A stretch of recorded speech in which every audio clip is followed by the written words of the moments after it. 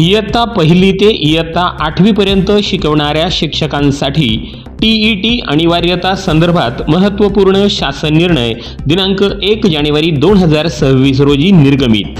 शिक्षक पात्रता परीक्षा संदर्भात आदिवासी विकास विभागामार्फत दिनांक 1 जानेवारी 2026 रोजी महत्त्वपूर्ण शासन निर्णय निर्गमित करण्यात आला आहे। माननीय सर्वोच्च न्यायालयाच्या न्याय निर्णयानुसार राज्यातील आदिवासी विकास विभागाच्या नियंत्रणाखालील स्वयंसेवी संस्थांमार्फत संचलित अनुदानित आश्रमशाळांमधील शिक्षण हमी कायदा 2009 लागू होण्यापूर्वी नियुक्त करण्यात आलेल्या व सेवानिवृत्तीकरिता 5 वर्षापेक्षा जास्त कालावधी असणाऱ्या शिक्षकांच्या बाबत त्यांना सेवेत राहण्यासाठी 2 वर्षाच्या आत म्हणजेच दिनांक 1/9/2027 पूर्वी असे शिक्षक पात्रता परीक्षा उत्तीर्ण होणे बंधनकारक असणार आहे।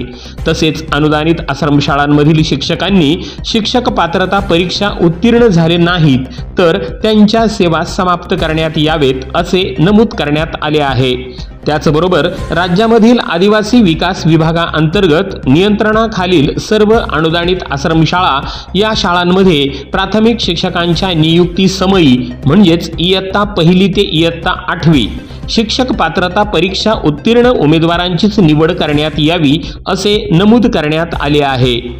तसेच शिक्षक पात्रता परीक्षा उत्तीर्ण उमेदवार उपलब्ध न झाल्यास सदर पद हे कंत्राटी स्वरूपात शैक्षणिक सत्र समाप्त होईपर्यंत भरण्याचे निर्देश देण्यात आलेले आहेत। तसेच अशा प्रकारे नियुक्त कंत्राटी शिक्षकास शासनाकडून कोणतेही आर्थिक अनुदान अथवा सेवाविषयक लाभ मिळणार नसल्याचे तसेच त्यांच्या सेवा आवश्यकतानुसार विद्यार्थ्यांचे शैक्षणिक हित लक्षात घेऊन सत्र समाप्तीपर्यंत कंत्राटी स्वरूपात भरण्याचे निर्देश देण्यात आलेले आहेत। तसेच शिक्षक पात्रता परीक्षा उत्तीर्ण नसलेल्या उमेदवारास प्राथमिक शिक्षण सेवक पदावर नियुक्ती देण्यात येऊ नये असे नमूद करण्यात आलेले आहे। ब्रह्मांड न्यूज नेटवर्क, अकोले, अहिल्यानगर।